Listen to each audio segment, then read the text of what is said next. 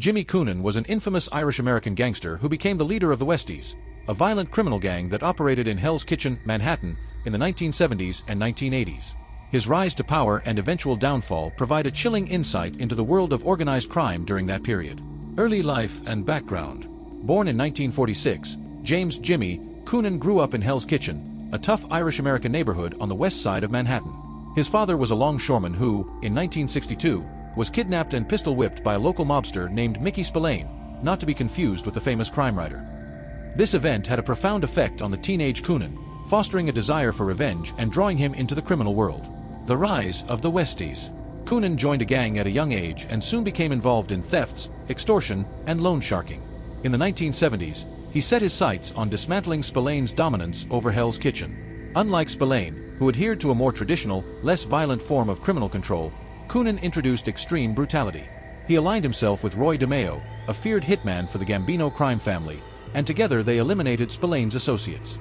By the mid-1970s, Coonan had taken control of Hell's Kitchen, turning the Westies into a violent, mafia-like organization. The gang was involved in various crimes, including drug trafficking, loan sharking, extortion, and contract killings. Coonan's Westies became notorious for dismembering their victims to avoid identification.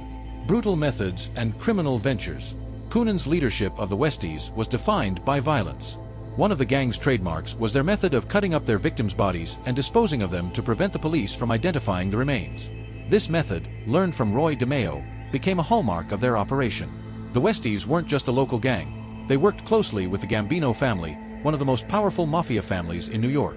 Coonan's relationship with the Gambinos, particularly Paul Castellano, gave the Westies a powerful ally and increased their influence.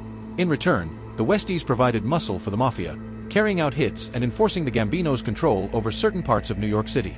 Criminal operations and terror reign. Throughout the late 1970s, Coonan and the Westies terrorized Hell's Kitchen. They extorted local businesses, loaned money at exorbitant interest rates, and carried out contract killings. In one of their most infamous killings, Coonan ordered the murder of a rival, Ruby Stein, a loan shark and mobster. After killing Stein, the Westies dismembered his body, disposing of it in the East River, with only Stein's torso being discovered later. Despite their increasing power and violence, Coonan and the Westies maintained a close-knit group that operated largely under the radar of the authorities.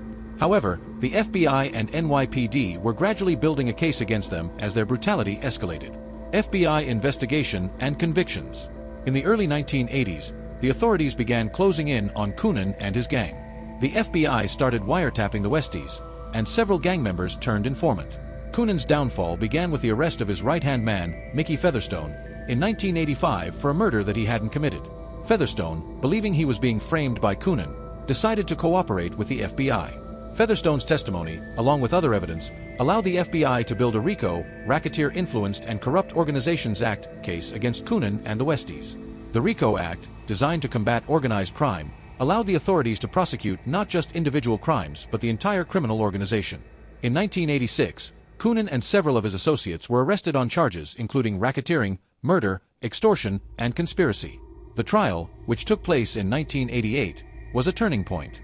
Featherstone's testimony was crucial in securing convictions against Coonan and other members of the Westies. Conviction and imprisonment.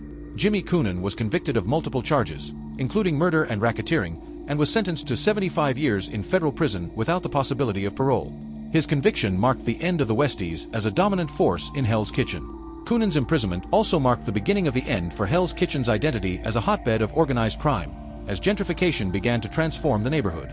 As of now, Coonan remains in federal prison, a stark reminder of the violent world he once ruled. His brutal legacy and the terror he and the Westies brought to Hell's Kitchen remain a dark chapter in the history of New York's underworld. Thanks for tuning into Sika True Crime Docs. If you enjoyed this story, don't forget to like and subscribe for more captivating tales. Your support helps us keep bringing these stories to life. See you in the next episode.